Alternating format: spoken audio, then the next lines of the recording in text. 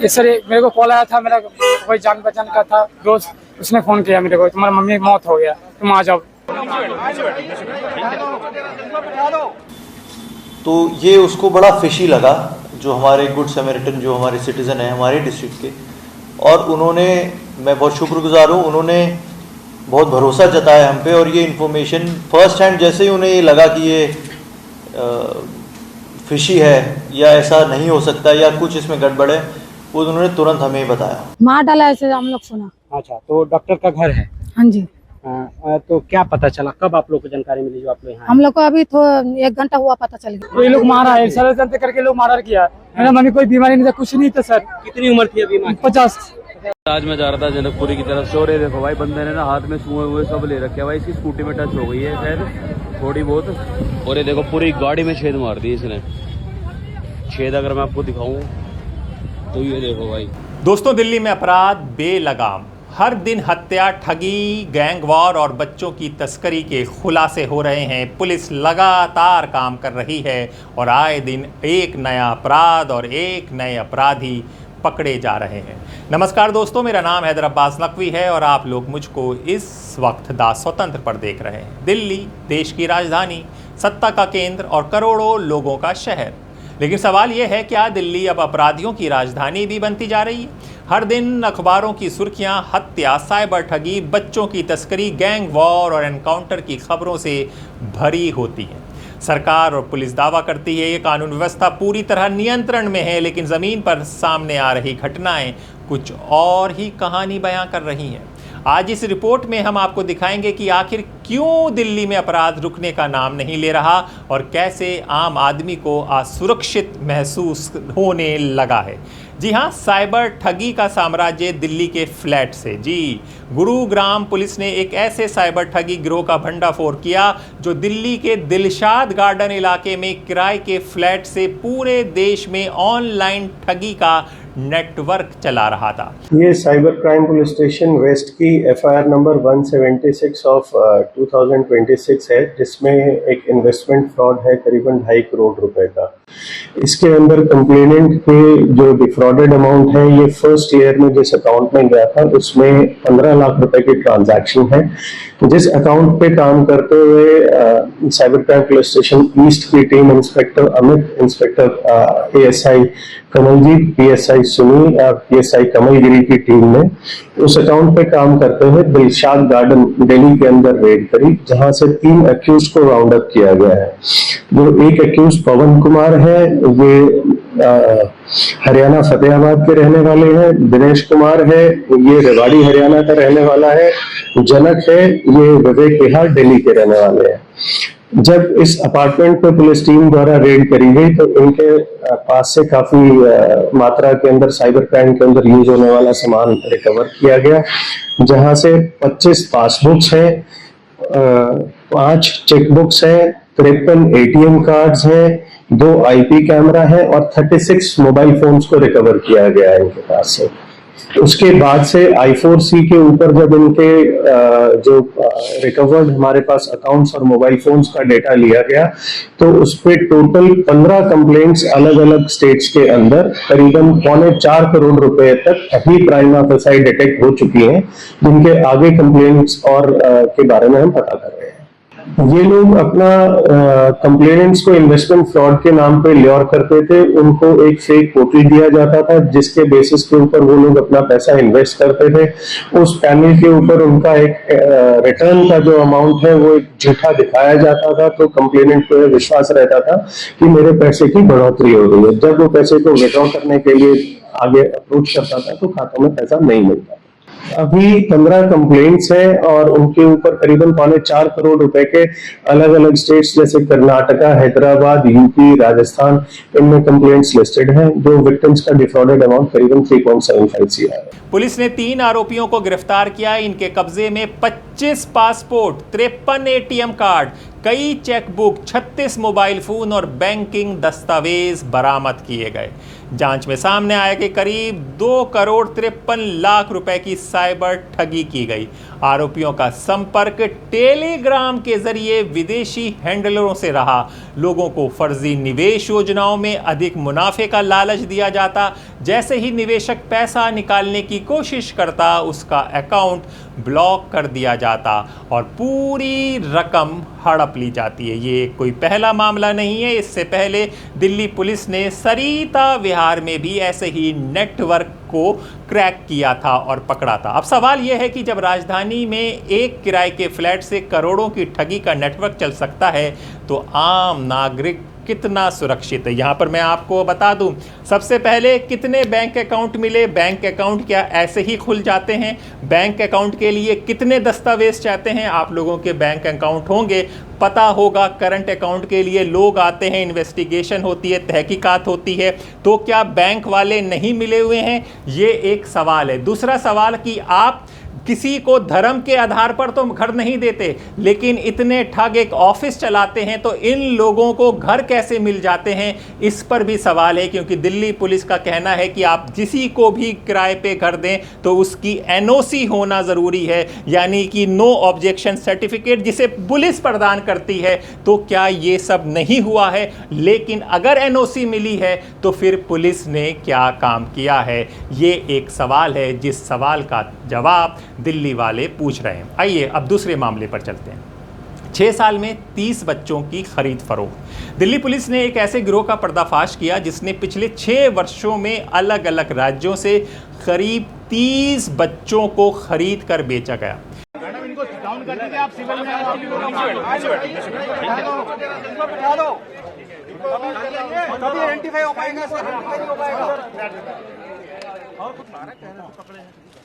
Sir इस side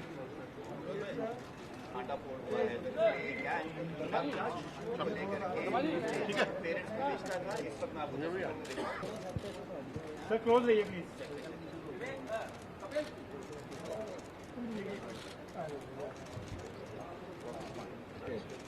जांच में सामने आया कि नवजात बच्चों को 10 से 20 हज़ार रुपए में खरीदा जाता था और फिर उन्हें लाखों रुपए में बेच दिया जाता था। इस नेटवर्क में अस्पताल से जुड़े लोग, बिचौलिए और अन्य सदस्य शामिल होने की आशंका है। ये मामला केवल अपराध का नहीं, बल्कि इंसानियत को शर्मसार करने वाला कारोबार है। सोचिए, जिन बच्चों की मां की गोद में होना चाहिए था, उन्हें पैसों के लिए बाजार की वस्तु बना दिया गया। इसमें भी सवाल पूछ रहे हैं लोग कि जब किसी का बच्चा चोरी हुआ होगा, क्या उसने कंप्लेन नहीं की होगी थाने में? तो ये उसको बड़ा फिशी लगा, जो हमारे गुड समैरिटन, जो हमारे सिटीज़न हैं हमारे डिस्ट्रिक्ट के, और उन्होंने, मैं बहुत शुक्रगुजार हूँ, उन्होंने बहुत भरोसा जताया हम पे। और ये इन्फॉर्मेशन फर्स्ट हैंड जैसे ही उन्हें ये लगा कि ये फिशी है या ऐसा नहीं हो सकता या कुछ इसमें गड़बड़ है, वो उन्होंने तुरंत हमें बताया। जब उन्होंने हमें बताया तो हमने उस टाइम की वहाँ की फुटेजेस चेक की और बाकी अपने ह्यूमन नेटवर्क से एक लेडी का पता लगाया जो वहाँ पे ऑन एंड ऑफ हमारे एरिया में आती है। कम था उसका हमारे यहाँ प्रेजेंस, लेकिन फिर भी किसी तरीके से हमने उसके साथ कांटेक्ट इस्टेब्लिश किया और फिर हमारी टीम का एक मेंबर, ऑपरेशंस टीम का एक मेंबर उसके पास एक डिकॉय कस्टमर बन के गया। जब 1-2 बार हमने ट्राई किया तो ऐसी बात आई कि उनके पास उस टाइम पे इन्फेंट नहीं है या वो प्रोक्योर कर रहे हैं और जब आएगा तब बताएंगे। लेकिन अल्टीमेटली जब उससे कांटेक्ट इस्टेब्लिश हुआ तो एक डिकॉय जब हमारा कस्टमर बन के एक हमारा ही पुलिस पर्सनल गया और 20,000 की कंसिडरेशन अमाउंट पे एक इन्फेंट को बाय करने की उससे बात छेड़ी और शुरू हुई। जब वहाँ पे गए तो पहाड़गंज के एरिया में उससे मिलने का एक प्लान बनाया। वहाँ पे 20,000 की कंसिडरेशन अमाउंट देते ही, जो टोकन अमाउंट था देते ही, हमें एक इन्फेंट मिला और उस पर ये वहाँ से ये ऑपरेशन शुरू हुआ। तो ये अंडर प्रिविलेज्ड फैमिलीज़ को टारगेट किया करता था वहाँ से और वहाँ से बच्चों को लेके आता था और पिछले 1.5 से 2 साल में इसकी इंटरोगेशन में आया कि ऑलमोस्ट 30 ऐसे इन्फेंट्स ये वहाँ से ट्रैफिक कर चुका है। इसके अलावा जब हमने उसको पकड़ा तो उसके बाद एक और बच्चे की हमें इंफॉर्मेशन आई, तो अब तक हम 5 ऐसे इन्फेंट्स हैं जो हम रिकवर कर चुके हैं। 2 और ऐसे इन्फेंट्स हैं जो हम अब रिकवर करेंगे, उनके बारे में हमें पता लग गया इंटरोगेशन के द्वारा। और जो फैमिलीज़ इन बच्चों को लेके गई हैं वो भी फार एंड वाइड हैं, कोई मध्य प्रदेश में है, कोई हरियाणा में है, तो उनको भी हमने ट्रेस आउट किया और इस केस में हमने अक्यूज़ बनाया है। उसके अलावा जो प्रतिभा जो हमने एक लेडी पकड़ी, उसके खिलाफ भी एक ट्रैफिकिंग का केस है IGI एयरपोर्ट का। प्लस वो एक फ्रीलांसर लैब टेक्नीशियन की तरह काम करती हैं, सिर्फ हीरा हॉस्पिटल में नहीं, और भी ऐसे मेडिकल स्टोर्स हैं या ऐसे मेडिकल हॉस्पिटल हैं जहाँ पे वो काम करती हैं। इस पूरे सिंडिकेट से और हॉस्पिटल के बीच में लिंकेज का वही काम करती हैं, डॉक्टर से भी मिलवाने का वो काम करती हैं। वो और ओमवती एक और लेडी हैं जो हमने इसमें अरेस्ट की हैं। ओमवती एक हाउस हेल्प की तरह काम करती है डिफरेंट जगह, प्राइमरी गुड़गांव में, बट इसी रैकेट में प्रोक्योरमेंट का भी वो काम करती हैं। ये दोनों ऑलरेडी मुकदमे बाहर हैं। एक केस जो मैंने आपको बताया IGI एयरपोर्ट का ट्रैफिकिंग का, उसमें। उसके अलावा विपिन है। विपिन एक ड्राइवर है बेसिकली, क्योंकि ये बाकी लोगों पे भरोसा नहीं कर सकते ऐसे काम के लिए, तो उन्होंने एक आदमी रखा था जो सिर्फ बच्चों के ट्रांसपोर्टेशन में हेल्प करेगा, और वो विपिन है जो एक आदमी हमने इसमें पकड़ा है। डॉक्टर विवेकी, जैसे मैंने आपको बताया, उनका वो ओनर भी हैं उस हॉस्पिटल की, हीरा हॉस्पिटल जो है उसकी ओनर भी हैं, और डिलीवरीज जितनी होती हैं जो जेन्युइन, उनमें भी वो असिस्ट करती हैं। और जितने भी बच्चे ट्रैफिक होके आते थे तो उनके सारे मेडिकल रिकॉर्ड्स फोर्जिंग का काम वो करती थी। इसके अलावा मुकेश और रीमा पॉल एक कपल है जो जिन्होंने ये बच्चा ख़रीदा था, ग्वालियर से वो ताल्लुकात रखते हैं, उनको हमने ग्वालियर से एप्रीहेंड किया है। कितने बच्चे चोरी हो रहे हैं, क्या ये सारी रिपोर्ट थानों में दर्ज नहीं हुई होगी? तो क्या जब वो पहली FIR और पहली रिपोर्ट की गई थी तब क्या पुलिस ने कार्रवाई सही तरीके से की? क्योंकि बच्चे को दूसरे राज्य में लाया गया होगा, बच्चे को इधर से उधर ट्रांसफ़र किया हो गया होगा, सड़कों में नाकाबंदी, चेकबंदी आप देखते हैं, हर जगह बैरियर लगे होते हैं, पुलिस पूछताछ कर रही होती हो, ऐसे में गिरोह किस तरह से बच्चों को ले जाते हैं, ये भी एक सवाल लोग पूछ रहे हैं। आइए आगे चलते हैं। काला जादू के शक में महिला की हत्या। जी हाँ, काला जादू का शक कहाँ पर? राजधानी दिल्ली में। और कौन शक कर रहा है? इतना पढ़ा लिखा डॉक्टर शक कर रहा है और अपनी मेड को मार देता है। कहानी बहुत दुख देगी। दिल्ली में एक और सनसनीखेज मामला सामने आया जहां डॉक्टर का काला जादू के शक में एक महिला की हत्या करने का आरोप लगा। रिपोर्ट के अनुसार महिला घर से सामान्य तरीके से निकली थी, लेकिन कुछ ही घंटों बाद उसकी मौत की खबर आई। पुलिस जांच में कई चौंकाने वाले पहलू सामने आए। राजधानी में अंधविश्वास के नाम पर हत्या होना ये दिखाता है कि अपराध केवल आर्थिक या गैंग वॉर तक सीमित नहीं है, बल्कि सामाजिक विकृतियां भी गंभीर रूप से लेती जा रही हैं। मार डाला ऐसे हम लोग सुना। अच्छा, तो डॉक्टर का घर है? हाँ जी।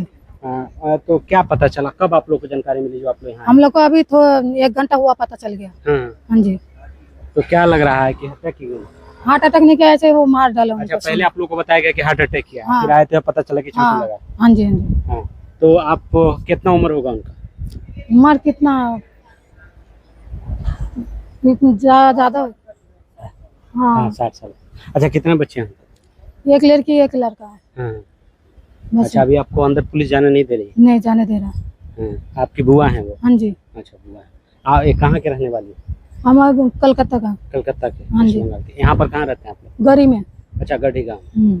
ये माउंट कैलाश में काम करती थी? हाँ जी, हाँ जी। कितने दिनों से काम करती थी, कुछ पता है? बहुत साल हो गया इनका। अच्छा, बहुत सालों से। आप देख सकते तस्वीरों में यहाँ पर किस तरीके से लोगों की भीड़ एकत्रित है। आप देख सकते हैं ये तस्वीर माउंट कैलाश इलाके की ये तस्वीरें हम आपको दिखा रहे हैं। आप देख सकते हैं तस्वीरों में किस तरीके से यहाँ पर भीड़ है और किस तरीके से हंगामा हो रहा है, और हम आपको तस्वीरें दिखा रहे हैं। आप देख सकते हैं तस्वीरों में यहाँ पर पुलिस जो है वो समझाने का भी काम कर रही है और जो परिजन हैं वो हंगामा लगातार कर रहे हैं और पुलिस जो है उनको भरोसा दिला रही है कि हम इसमें न्याय करेंगे, काम करेंगे। आप देख सकते हैं क्या स्थिति हुई है, यहाँ पर लगातार हंगामा कर रहे हैं और लगातार नीचे बुलाने की मांग कर रहे हैं। और ये देख सकते हैं यही मनीष गुप्ता नाम से डॉक्टर हैं जिनके घर पर ये पूरी वारदात को अंजाम दिया गया है। आप देख सकते हैं स्थिति क्या हुई है, यहाँ पर किस तरीके के हंगामे की स्थिति हुई है। आप देख सकते हैं यहाँ पर परिजन जो है यहाँ पर मौजूद हैं। आप देख सकते हैं तस्वीरें दिखा रहे हैं किस तरीके की स्थिति हुई है,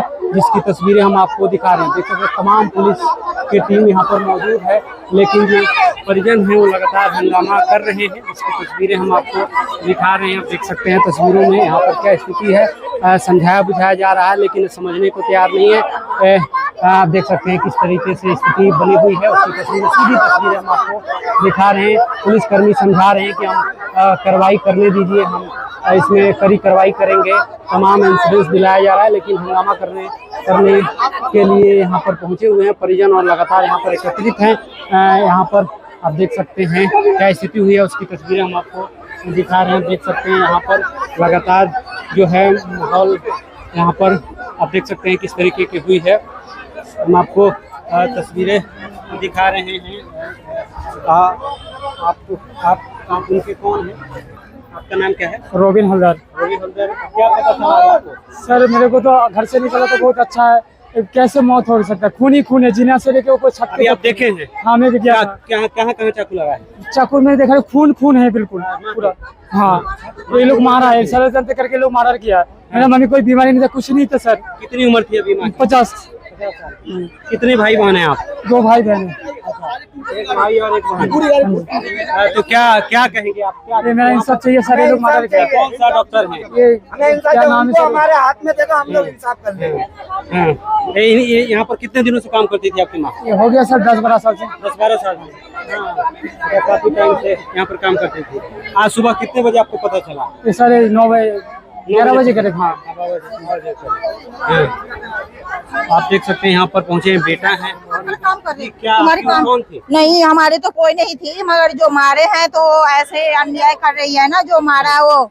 हाँ ऐसे थोड़ी मारा जाता है किसी को, ऐसे काम वाली का मारेंगे तो सोसाइटी में कौन काम करेंगे? काम वाली को कोटी वाली से मारना, कोटी वाली को मार। हाँ। जी हाँ, आप समझिएगा क्या, ये डॉक्टर साहब थे जो स्किन के डॉक्टर होते हैं, जो ट्रीटमेंट करते हैं, आपको खूबसूरत दिखाते हैं।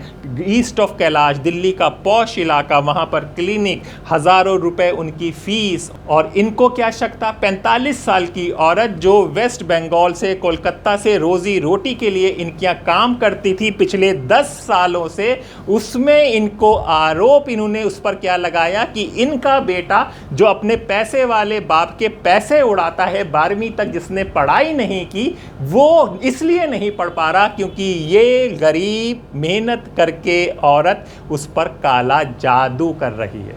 डॉक्टर साहब कहते थे कि इसके आने से हमारे घर में नेगेटिविटी आती है।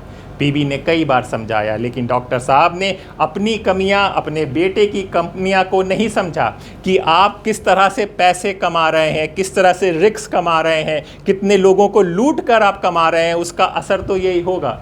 लेकिन एक गरीब आदमी, एक मेहनतकश आदमी, उसको आपने मार दिया। पहले बैट से मारा, क्रिकेट के बैट से उसका सिर फाड़ दिया, फिर उस पर चाकू मारा। ये कोई इंसान हो सकता है नॉर्मल? समझिए, एक मेहनत कर रही है। और ये औरत का ऐसा किरदार था, ये 10 साल से यहाँ पर काम कर रही थी। आस पड़ोस वाले जैसे पूछते हैं ना, भाई कैसे हैं, तो हमेशा अपने मालिक और मालकिन की तारीफ़ करती थी। लेकिन देखिए, पैसा पढ़ लिख कर क्या मिला। इस तरह के लोग अगर शहर में रह रहे हैं, देश में रह रहे हैं, तो हमारा समाज कहाँ जा रहा है। आइए दूसरी बात करते हैं। गैंग वॉर और फायरिंग की घटनाएं बराबर बढ़ रही हैं।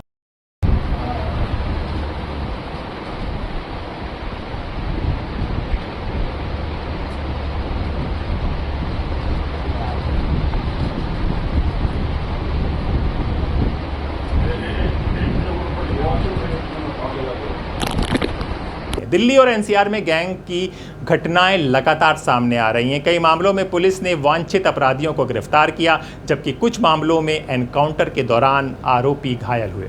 हालिया घटनाओं में 2 नाबालिग शूटरों के घायल होने की खबर भी सामने आई। इससे ये चिंता और बढ़ जाती है कि अपराध की दुनिया में अब कम उम्र के युवाओं और किशोरों की भी एंट्री हो रही है।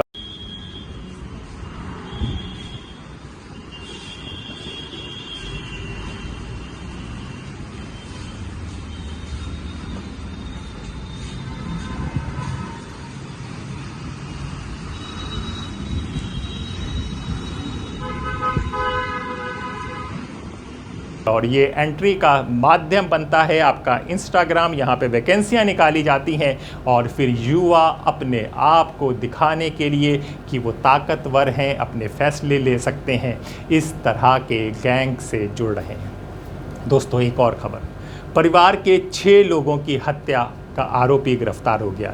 एक अन्य मामले में पुलिस ने उस आरोपी को गिरफ्तार किया है जिस पर एक ही परिवार के 6 लोगों की हत्या का आरोप है। ये मामला कई वर्षों से पुलिस के लिए चुनौती बना हुआ था। गिरफ्तारी के बाद पूछताछ में कई अहम जानकारियां सामने आने की उम्मीद है, लेकिन सवाल यह है, आखिर ऐसी घटनाएं बार बार क्यों हो रही हैं? क्या अपराधियों में कानून का डर कम होता जा रहा है?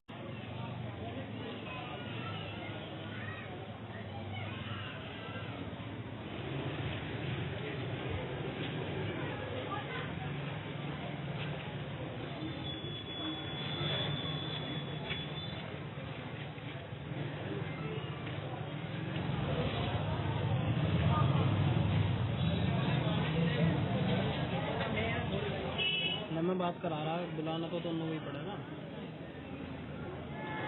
हाँ तो करा देना। सरकार के दावे बनाम ज़मीनी हकीकत। सरकार और पुलिस अक्सर दावा करती है कि अपराध पर नियंत्रण है, अपराधियों पर लगातार कार्रवाई हो रही है और राजधानी सुरक्षित है। लेकिन जब एक ही दिन के अखबार में करोड़ों की साइबर ठगी, बच्चों की तस्करी, गैंग वॉर, एनकाउंटर और सामूहिक हत्या की खबरें दिखाई देती हैं, तो आम नागरिक के मन में सवाल उठना स्वाभाविक है। ये वो खबरें हैं जो अखबार तक पहुंच जाती हैं और वो खबरें नहीं हैं जो कहीं दर्ज ही नहीं होती। आज मैं जा रहा था जनकपुरी की तरफ से, और ये देखो भाई, बंदे ने ना हाथ में सुए हुए सब ले रखे भाई। इसकी स्कूटी में टच हो गई है शायद थोड़ी बहुत, और ये देखो पूरी गाड़ी में छेद मार दी इसने। छेद अगर मैं आपको दिखाऊं तो ये देखो भाई, कैसे कैसे छेद मार दी पूरी गाड़ी के अंदर। ये देखो भाई, इतने तगड़े तगड़े छेद। नई गाड़ी है भाई, इस स्कूटी का मैटर है। देखो इस स्कूटी में टच हुई थी ये गाड़ी थोड़ी सी, पूरी गाड़ी का नाश मार दिया भाई स्मैगी ने। ये देखो, और पुलिस भी आ गई अब तो। ये देखो। तो सवाल है, क्या दिल्ली में अपराधियों के हौसले बुलंद हो चुके हैं? क्या पुलिस के सामने अपराध का स्वरूप इतना बदल चुका है कि पारंपरिक तरीके अब पर्याप्त नहीं हैं? और सबसे बड़ा सवाल, क्या आम आदमी वास्तव में सुरक्षित है?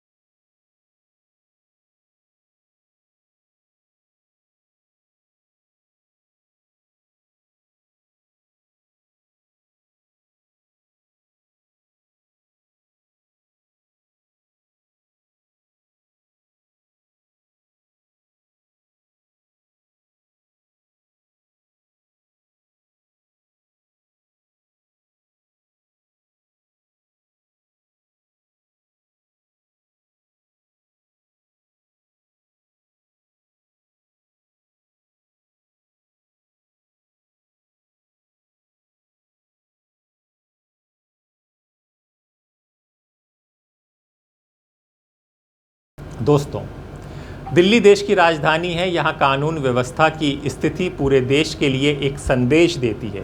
लेकिन अगर हर दिन हत्या, लूट, साइबर ठगी, बच्चों की तस्करी और गैंग वॉर की खबरें सामने आएंगी तो जनता के मन में सुरक्षा को लेकर चिंता बढ़ना स्वाभाविक है।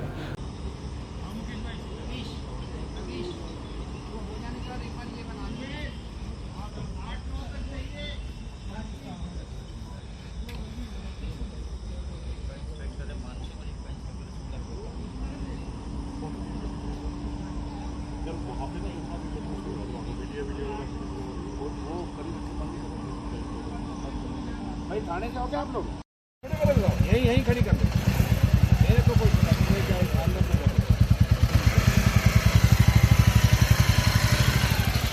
दोनों का लगे ना? दोनों का लगे ना? दोनों गए कुछ नहीं है। कुछ चलाने वाले होंगे ना ये दोनों जिन्होंने गोलियां चलाई थी।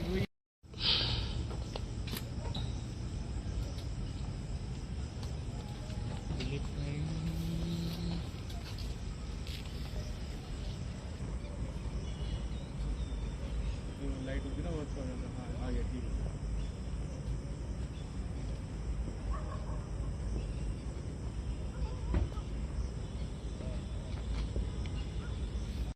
बेटा 5 में आता नहीं, बेटा 8 की नाइट जी हो जाए ना बेटा 8। हां वो बेटा 8 नाइट सीपी नंदन क्योंकि जैसे सर कैसे हो? रात चोरी गाड़ी कितने पकड़ते होंगे आपने? जनाब 12-15।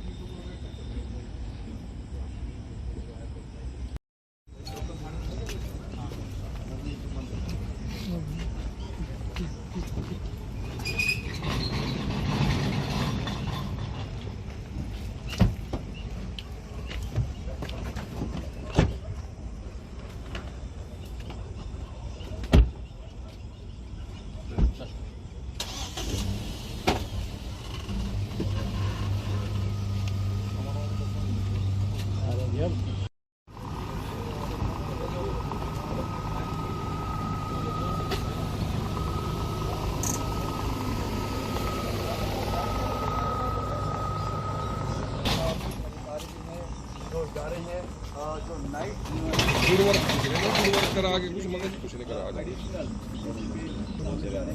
हमें तो कॉल मिली थी, हम तो कॉल पे इसको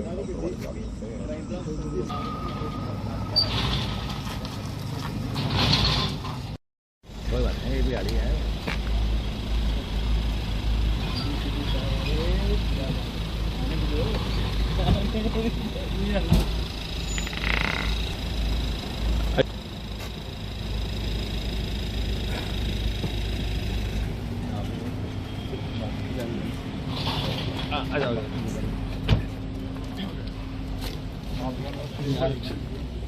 अपराधियों की गिरफ्तारी ज़रूरी है, लेकिन उससे भी ज़्यादा ज़रूरी है अपराध होने से पहले उसे रोकना और अपराधियों के दिल में डर होना कानून का।